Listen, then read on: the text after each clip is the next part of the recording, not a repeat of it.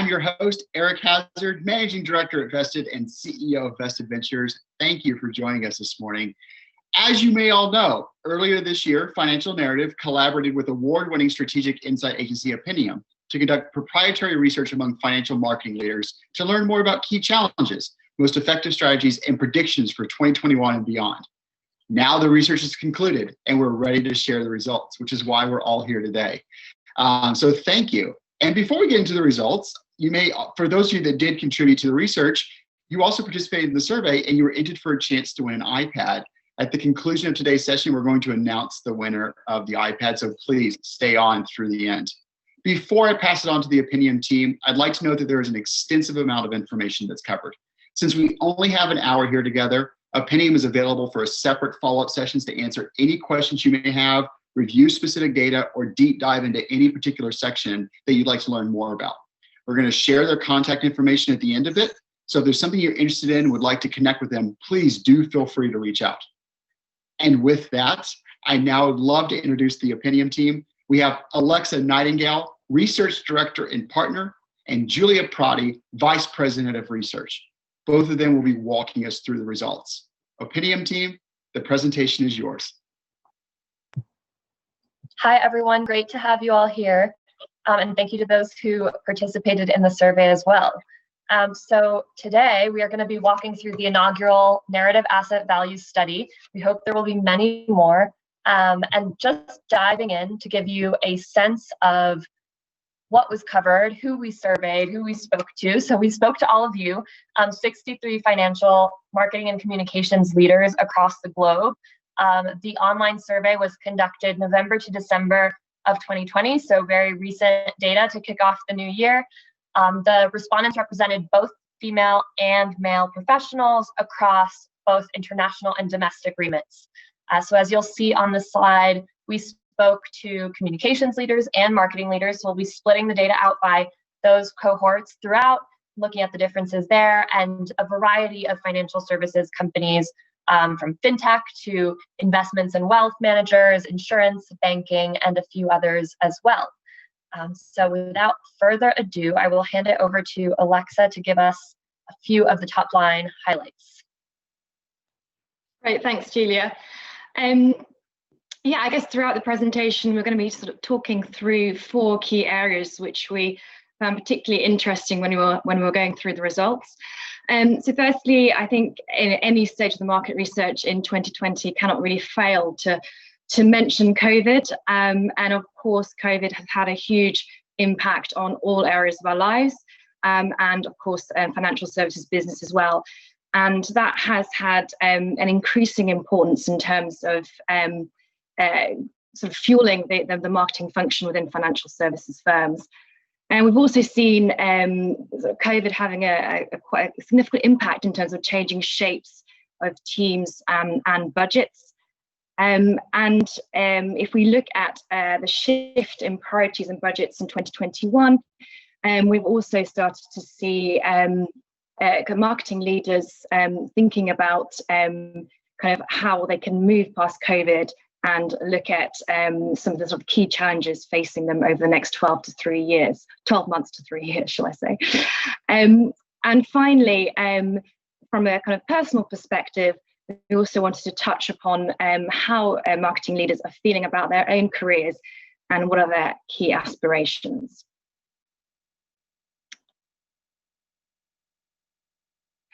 So firstly, looking at the impact that COVID has had, which has had such an important impact in 2020 on the marketing function.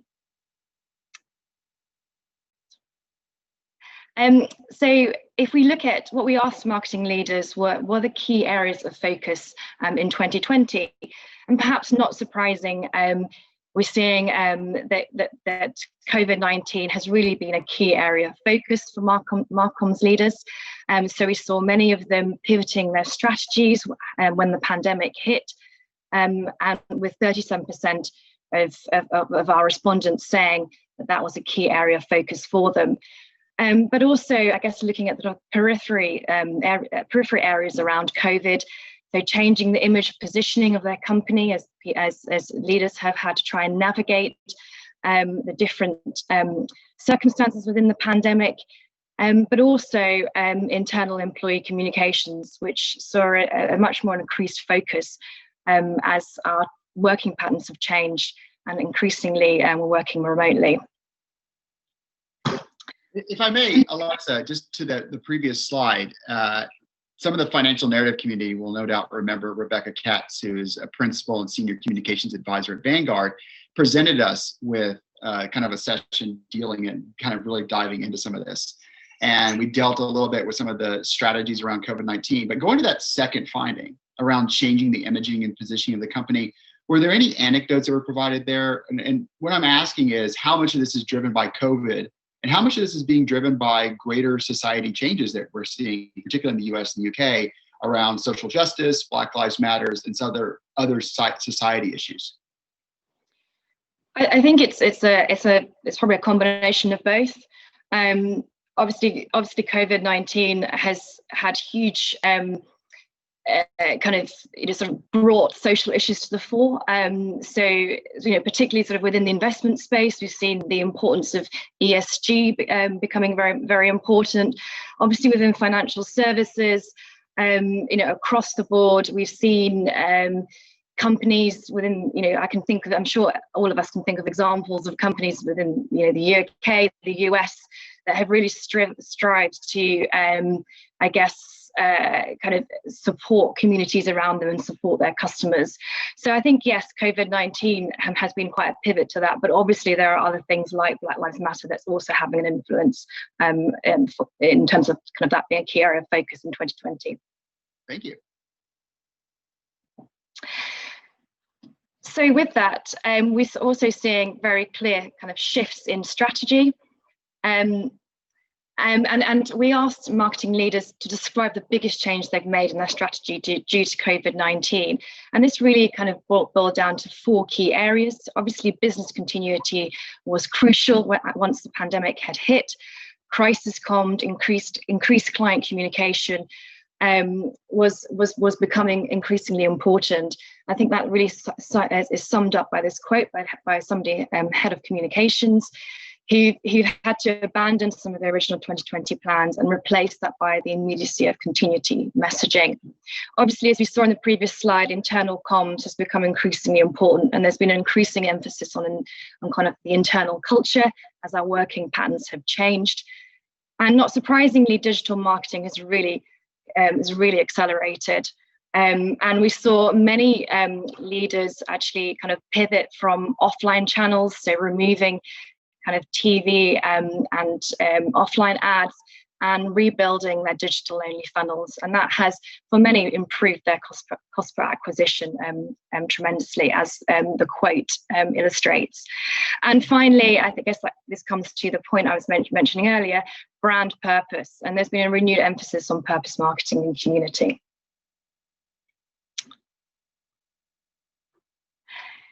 So in terms of looking at kind of those success areas of those marketing efforts, I guess positively, the good news is that pivot in those strategies have been largely deemed a great success. So if we look at the areas highlighted in blue, 87% of leaders said that the pivoting strategies due to COVID-19 were successful. Similarly, 88% said that internal employee communications efforts were successful, as well as crisis management. However, if we look at the next slide, this perhaps was at the cost of other priorities. So I guess changing the image positioning of the company, actually that was deemed as less successful for leaders. I guess that is quite a challenge to do, across in just such a short term, in 12 months, but only 30% of people said that was successful. And if we look at kind of more traditional areas of marketing, like aligning marketing and sales, stealing share from competitors, as well as aligning brand promise with customer experience, all those areas were actually deemed less successful, as people were trying to really kind of, I guess, understand how, the impact of COVID-19 and focusing efforts there. And Alexa, I think I can go back to my question on that one. When you think about success from a brand positioning perspective, and perhaps you have some additional insights on this. Is that because some of those brand positionings, one, there's a longer timeline on some of it. You can't announce major societal changes inside your organization or cultural changes and see an immediate impact. It takes time. But also, do some of those issues, are they harder to measure? It's not as simple as seeing more sales, for example. So is there any other anecdotes or data that you may have around how those things are being measured and where you may see that 30% result? So yeah, we will touch upon that. We'll come to that later in the presentation. So to look at some of the tools and techniques that the marketing leaders have invested in to help measure some of those aspects. But I think as well, given the kind of the uncertainty and the instability of the times now, actually because there was such a pivot in terms of strategies and marketing leaders have to abandon their 2020 plans. Perhaps some of those kind of aggressive tactics in terms of, for example, stealing share from competitors was slightly put on the back seat for certain companies. We do see some differences by company size, which I'll come on to in a little minute. Thank you. So I guess in terms of that focus on COVID, that in turn has supported a growth in the importance of the Marcoms function in FS firms. So over half of the respondents that we surveyed said that the PR and communications function and the marketing function has become more important since COVID-19. But as I mentioned, we do see some differences by company size. So this is looking at smaller companies with less than 250 employees and larger companies with over 250 employees. And we're seeing some stark differences. So for larger companies, pivoting strategies due to COVID-19 has really been the main focus for those larger firms. And we also see but if we look to smaller companies, we're actually seeing that they are actually looking to introduce a new offering to the market, but also expanding the category, and they're using those two things to, to strive ahead and perhaps take advantage of the situation to almost kind of future-proof their company, within these uncertain times. I really like these two slides here, particularly when you looked at the prioritization. And I know that the larger companies are kind of driving some of the results, but you saw, obviously pivoting strategies for COVID-19. And then immediately after that was the internal communications, which then came ahead of changing the positioning of the company. And to me, it really speaks to the importance of internal communications. And I know I referenced it before, but when Rebecca Katz was with us, that was a big focus of this, and how in such a very short amount of time, large organizations, and in Rebecca's case, like Vanguard, were very quickly able to pivot how they were doing employee communications, and where the chief communication officer in particular sat alongside the C-suite to drive that forward. And I think that really speaks to one of those bigger changes that we've seen, right? Where it's like now you've had this moment and it's thrust communications into a whole new realm. Yeah, exactly. And I'm sure that it's going to have a long-term impact as well, not just in the short term.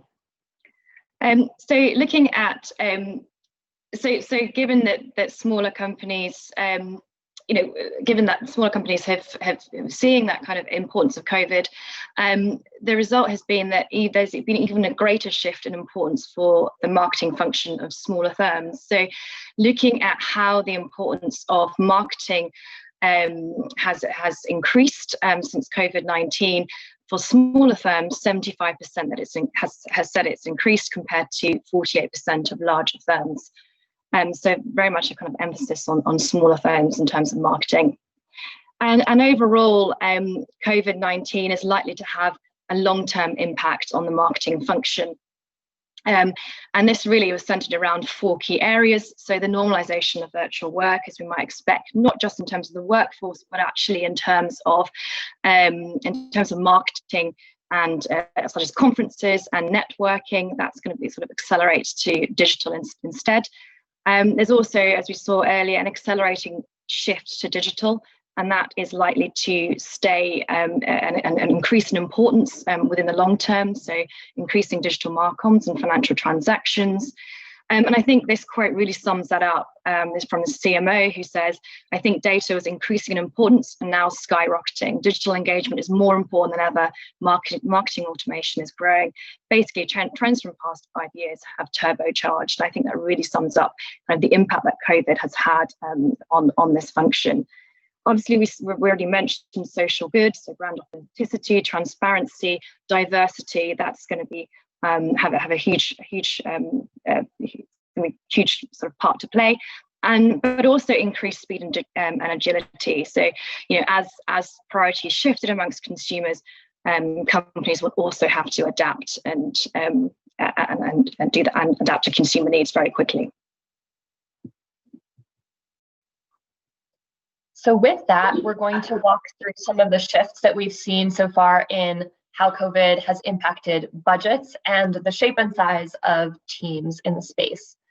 So if we look at marketing leaders, they told us that predominantly their budgets and the size of their teams both increased in 2020 in response to some of those shifting priorities, as Alexa mentioned, to deal with the crisis. Many more said that their marketing budgets and teams had increased versus those who said they had decreased, so a net increase there. And they expect that trajectory to continue in 2021. So we really see, that upward trend for marketing teams across the board. But if we look at only, go ahead. Do you have any insights into where some of that increase may be going? Because previously we saw where there's more focus on internal communications and employee communications. Did you get any additional insights on where they may be spending more money in 2021 and beyond? Yeah, we did. I think there are several folks mentioned digital, and we'll break down in a second the causes of those shifts in budget. But I would say just in terms of areas or specific functions, digital came up quite a bit. So aligning to kind of that shift in priority that we were going through is also being replicated in the budget changes. So if we shift and only look at communications teams and PR teams, we actually saw that our leaders in that area told us their budgets and teams decreased more so than increased. So a net decrease there, quite different from what we're seeing amongst the marketing folks. So a really different impact, even though overall in our survey, we saw increases in budgets and teams and in the importance of communications and marketing. It's not impacting the actual budgets of comms folks in the same way as it is for marketing. And they do expect a little bit of those lost team members to come back in 2021 with some increased hiring there. So there is a bit of a bounce back despite the losses of 2020. So getting back to Eric's point and looking at what caused these shifts in increased budget and decreased budget, we'll start with looking at what caused folks to gain more budget. And you see the second point there, the increased investment in digital that a lot of folks are undertaking is causing them to gain more budget to support those efforts. We see a senior marketing director saying, we're finding success in a lot of the virtual efforts and accelerating those, which requires more budget, but then digital across the board.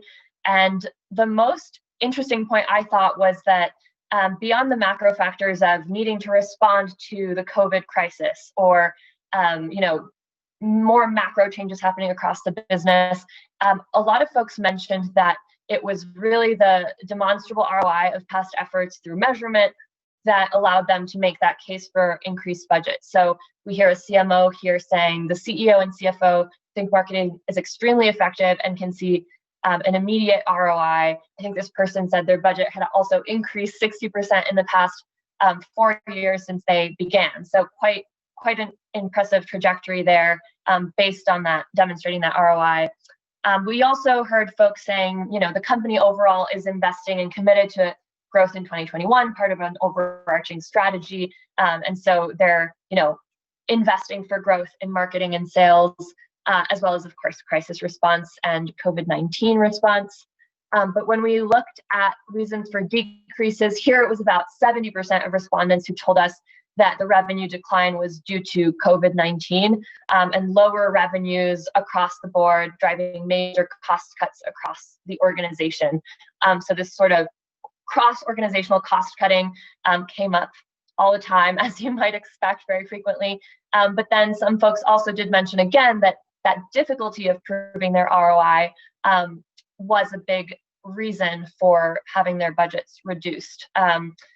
Specifically here we have a director, head of content marketing, saying they had to pause a few expensive programs, such as publisher sponsorships, in order to reduce expenses year to year because they were struggling to show that ROI. So definitely an importance, demonstrating the importance of measurement, which will not be new to any of you. And then some folks actually, the decreases were strategic for some reason. So, rewarding efficiencies that they actually were able to make their entire process more effective across geographies, reducing costs, but not due to, budget stringency, more so just because they've been able to cost cut in an effective way. And then one person telling us, or a couple of people telling us that the expense cutting exercise was intended to lengthen the runway for the company. Okay, so moving on to perhaps look at 2021. So we looked at kind of some of the key areas that people are focusing in 2020 and how are those priorities shifting and how likely are they going to be shifting this year. So I think we've seen this slide previously, but this is looking at the key areas of focus in 2020 compared to the key areas of focus in 2021. And as we can see, actually, in 2021, COVID-19, there are signs that that's going to be taking a back seat, where we're seeing that kind of decline from 37% in 2020 to 11% in 2021. And where we're seeing an increase is actually, if I can turn your attention to the areas highlighted in blue, is areas around market and category expansion, which have a renewed focus. So that's introducing a new offering to the market, expanding our category, stealing share from competitors, improving the return on investment, and aligning brand promise with the customer experience. So these were actually some of the areas that were deemed not so successful in 2020, and actually there's going to be a kind of return to focusing on those things in 2021. And if I may, Alexa, on this one, I thought it was interesting. I mean, I think it follows that you would see a decrease in focus on strategy around COVID-19 for a couple different reasons. And one of which is, I think some of it speaks to the strength of marketing communications. As the organizations got out there, they got out there with their message, and they clearly communicated things around where we're working and creating flexibility and opportunities for our workforce, what this means for our customers. And you could argue that corporate America has actually done, and corporations across the world have actually done a better job than some other functions, say municipalities or state governments in the US case, where the public may have seen conflicting information.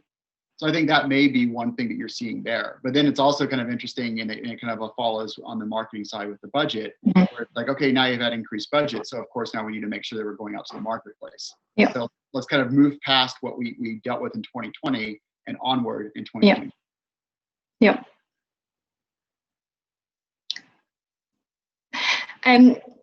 So also, but of course, I think it's important to note that if we look at how companies are going to be communicating themselves, firstly in the short term, there's still a recognition that that times are still uncertain and we still have a lot of instability, and so instilling trust and stability will still be the key focus in the next 6 months.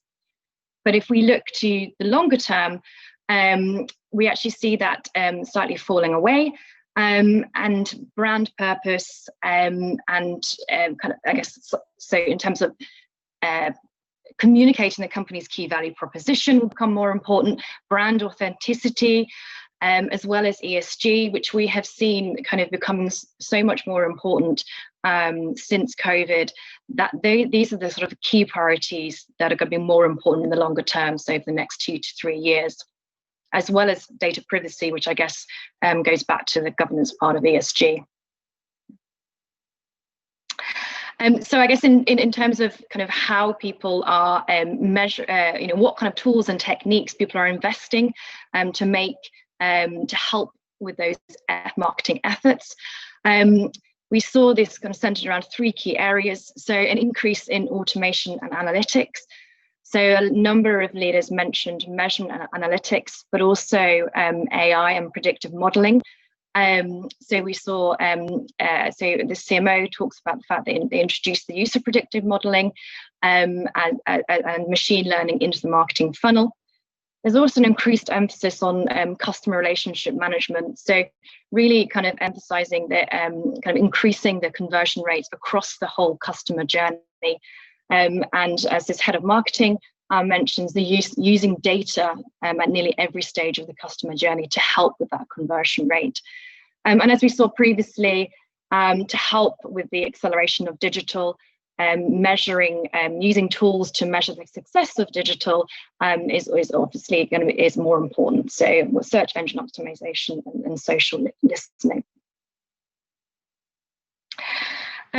And of course, and there are a number of kind of ways that leaders are using to measure the success of their efforts internally. And many of those are centered around engagement metrics, online engagement metrics, such as email, measuring website traffic, measuring the number of media mentions, and also quality of media mentions. And as you might expect, there are some differences by communication leaders and marketing leaders. So for marketing leaders, email engagement metrics, website traffic is more important. For PR and for communication leaders, it's more about media mentions. But I think what's interesting here is the kind of the overlap between those two across those disciplines. So although there are more marketing leaders using email engagement metrics, actually quite a high proportion of communication leaders are also using those, and marketing leaders are also using media mentions to measure their success. So it'll be interesting to see how that kind of plays out over the next year or so, or the next 3 years as we track this year on year. And I think too, like that that draws through to the conversation we had before about where there is areas of focus, and they're talking about changing the image and positioning of the company, and that was less successful. Yeah. Whereas it's not as the measurement metrics may not be as robust as you're seeing right here, where it's not about email engagement, it's not about visiting the website, but it's about brand perception. Yeah, exactly. Which as we know, coming from a research background, that takes time. That does take time to change consumer perceptions. It's not something that can be done overnight. Thankfully, you got more budget for it now. But of course, the success of these efforts will also depend on how successfully leaders can kind of, I guess, tackle the barriers that they're facing in their roles. And these barriers, kind of top 3 barriers, really come down to not having enough time to think strategically. That's the top barrier that marketing leaders are facing. But also smaller teams and lower budgets, which we're seeing are kind of the biggest barriers that they're facing. And we do see some difference by communications and marketing leaders. Interestingly, despite the fact that we saw that there was a growth and team expansion for marketing leaders, this does remain the biggest barriers for them, 49% and 46%. For communication leaders, on the next slide, we are actually seeing that not having enough time is a bigger, more prominent barrier, but also that difficulty improving the return of the investment. That's a bigger barrier for communication leaders. A tale as old as time. Yeah. Absolutely. So in our final section, we'll walk through some of our findings on personal growth and looking more to all of your career trajectories and what you're hoping to achieve next, what the biggest barriers are for you there. So overall, our marketing and communications leaders told us that they feel that they are achieving their goals in their professional careers. So 35% said they felt ahead of where they thought they would be in their careers right now, versus 35% who said that they feel like they are where they thought they would be right now, and only 30% then saying they feel they're behind where they thought they'd be in their careers. The majority also feel that the work they do is important, that they're effective in their roles. 97% say that. So high confidence across the board here. slightly lower percentages, but still 76%. So predominantly our marketing and communications leaders feel their role is well understood by the C-suite. And 59% said they feel they have a strong influence on the C-suite in their organization. I'm going to be very interested yeah. to see how those numbers change over time, because arguably when we look at the importance of the role, in 2020, marketing communications was thrust into a high importance of getting out that communication to the employee base and to customers around the global pandemic. So certainly, like, there's a huge importance placed upon that. So it'll be interesting to see if these numbers remain the same year over year, or if you start to see fluctuations in the data. Absolutely. Will be interesting to trend that. When we broke this down by men and women, we saw that there were pretty significant gender differences, with more folks in our panel to begin with saying that more men saying they held CCO and CMO roles. So more of them are reaching those top roles, those top jobs in the function. And therefore also more men say they have a direct access and reporting line to the CEO than women. They also, by quite small margins, say that men say they're attending more of these kind of key meetings, budget meetings, strategy meetings with the CEO, board of director meetings, though very small shifts there, and due to the different distribution of roles too. But interesting to see nevertheless.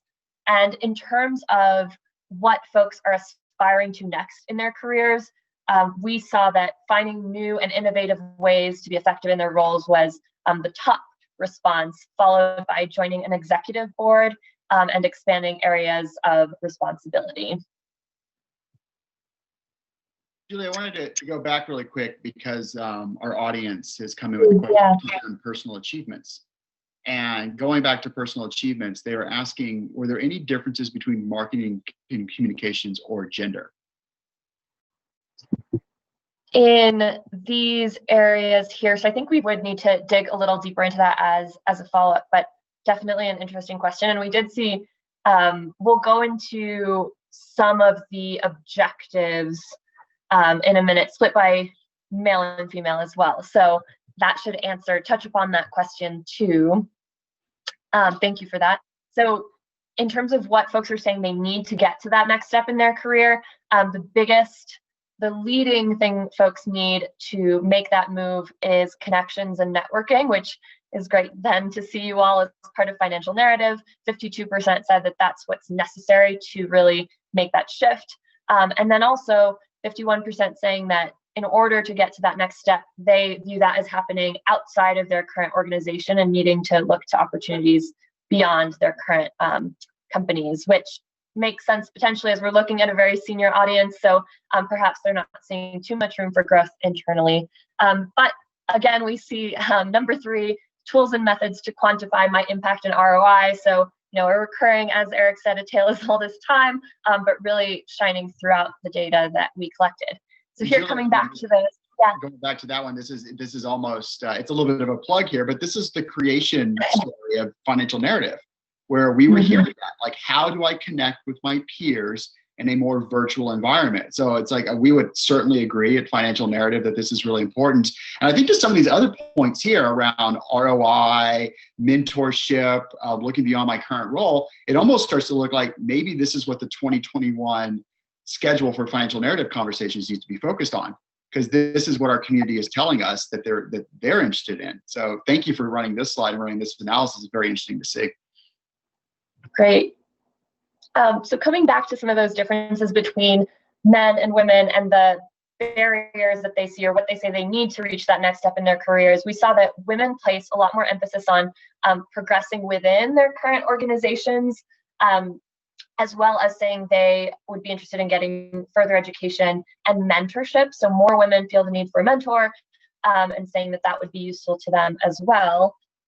Versus we see that men are more likely to be looking for opportunities outside their current organization, as well as saying they're keen to have skill-specific training. In terms of those personal objectives that came through in the question, men were more likely, interestingly, to be keen to increase the size of their budget and teams versus women were saying they were more keen to be, more effective in their roles and to grow their influence within the organization. So slight differences there, kind of perhaps a little stereotypical, but there were some interesting distinctions to be made. And I know just discussing with Elspeth and Ashley, we might do a breakout session on more of the gender comparison down the line.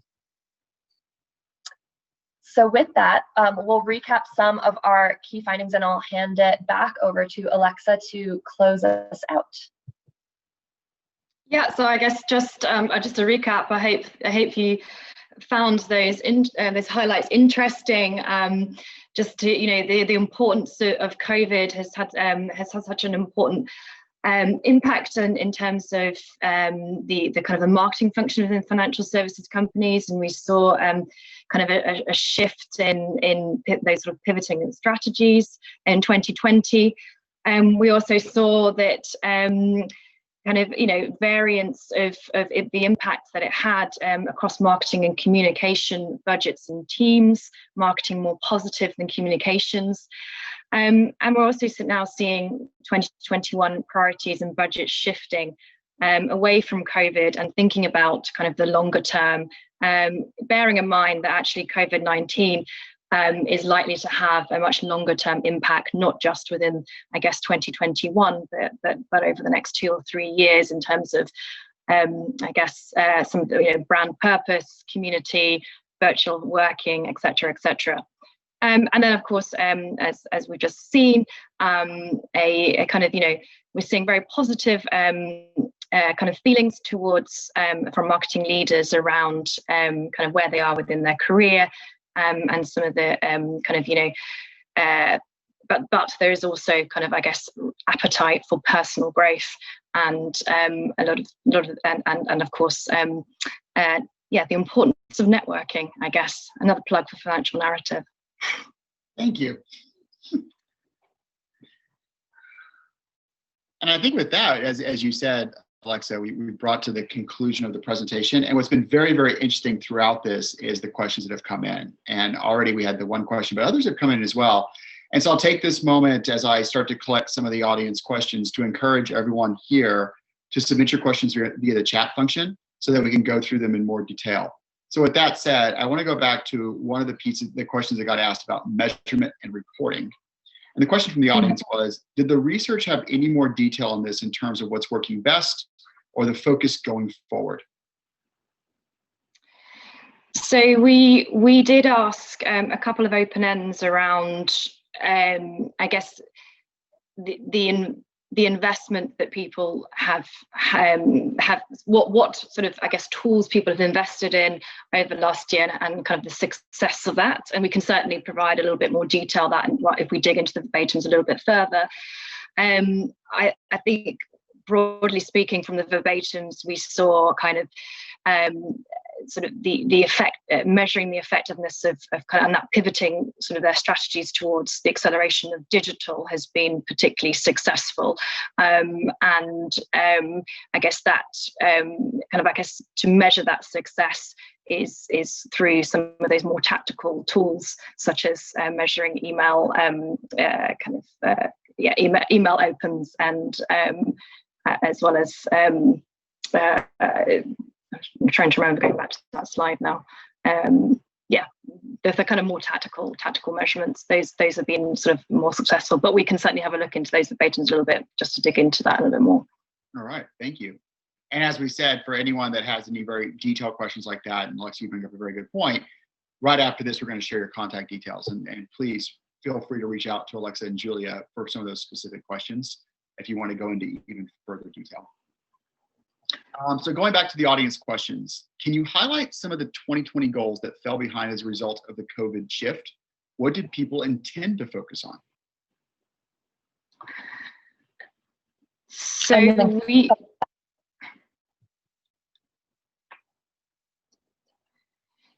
does this help? So sorry? Go ahead. Yeah.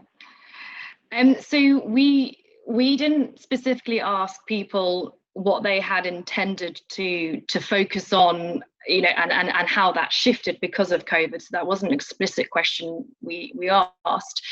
But I think the list here kind of highlights some of the areas that people were focusing on, apart from just kind of pivoting their strategies due to COVID-19. I think potentially some of the areas at the bottom of that list are perhaps areas that people were focusing on potentially at the beginning of 2020, and sort of COVID then obviously hit, and that took first priority.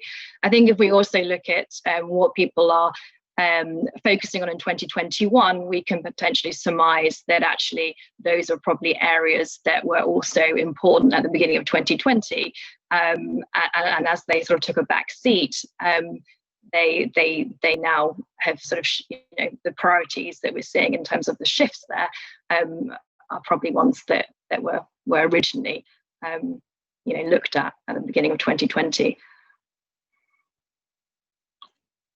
Is there a difference between marketing and communications leaders in terms of their focus on trust? Yeah, so I've actually just had a quick look at that, and 100% of both marketing and communications leaders, say that communicating trustworthiness and stability in uncertain times is important for the company in the next 2 to 3 years. But we did see that more communications leaders said that it was very important. So it seems that communications leaders are putting a slightly greater emphasis on conveying trust. Great, thank you. Another question that's coming from the audience, and please keep them coming, everyone. Any insights on the convergency between the CMO and CCO function? Are PR and marketing functions getting closer together? Are they merging?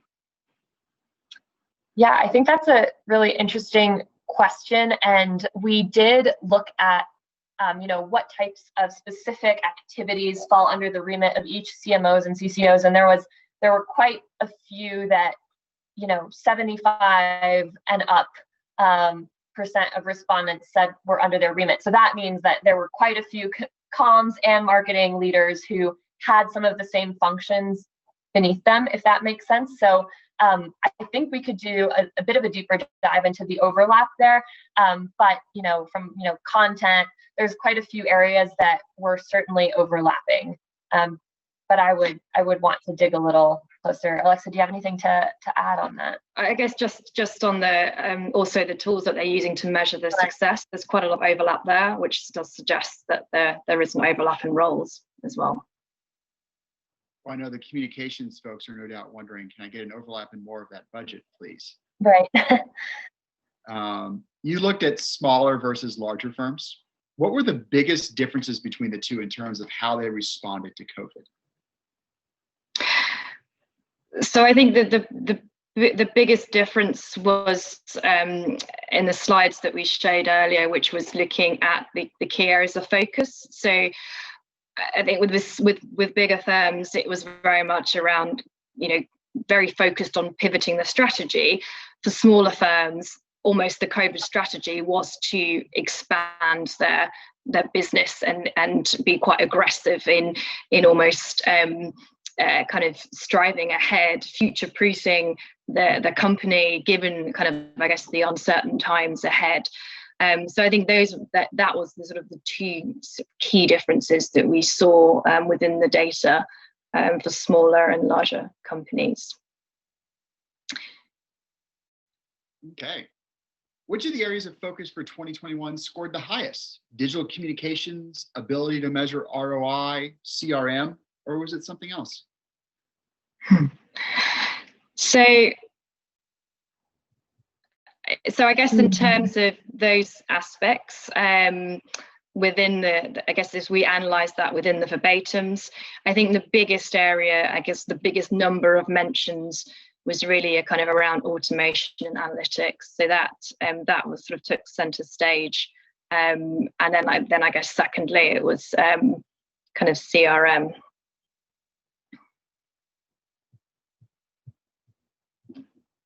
Okay. Well, I'm going to give the audience a couple more minutes just to ask if there's any other questions. And while I do that, I'll actually say again, thank you to Julia and Alexa for walking us through all of this information and this data. And thank you, Opinium, for conducting this research, which as a communications professional is hugely valuable and very, very timely as well.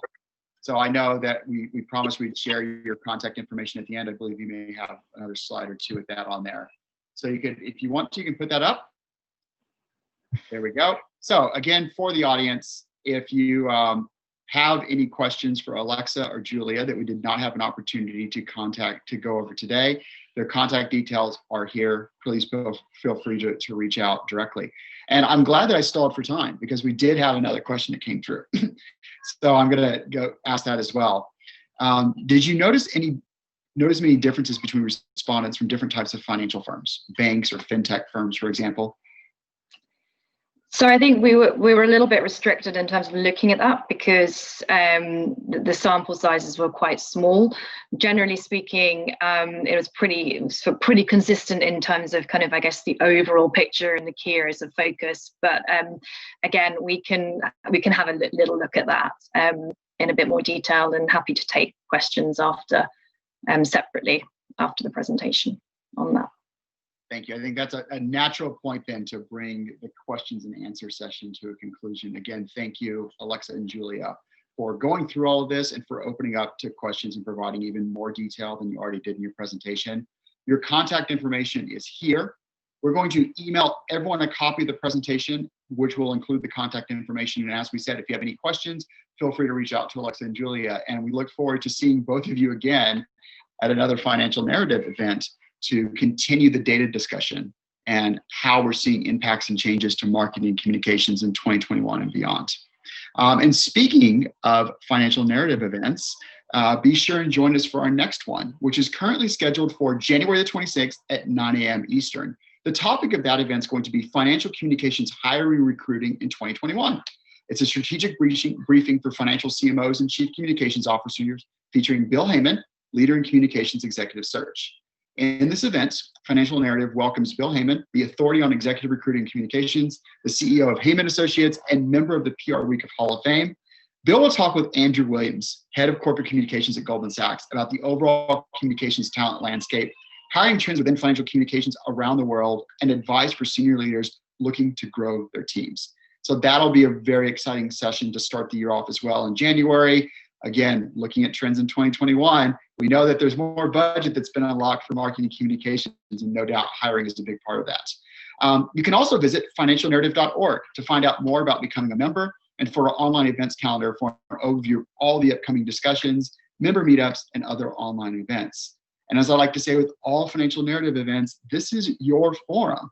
So on financialnarrative.org, through these sessions, through your communications with our Financial Narrative team, let us know if there's other topics that you'd like to discuss, if there's any other sessions that you'd like to see, if there's any other speakers that you'd like to hear from, and let's get those on the calendar for 2021. As I mentioned at the very, very top of the call, the Opinium research was all conducted from insights from you, the Financial Narrative community. Thank you again for participating. And we did have a drawing for an iPad winner, and we're very, very proud to announce the iPad winner, and that was Mark Yuklowski. Mark is a longtime financial professional and a member of the Financial Narrative community. Thank you, Mark, so much for taking the time to fill out the survey. We'll be in touch about how you can get your iPad. And with that, we bring today's Financial Narrative to a conclusion. Thank you again, everyone, for joining us. We'll be sending you a copy of the presentation. Have a great day.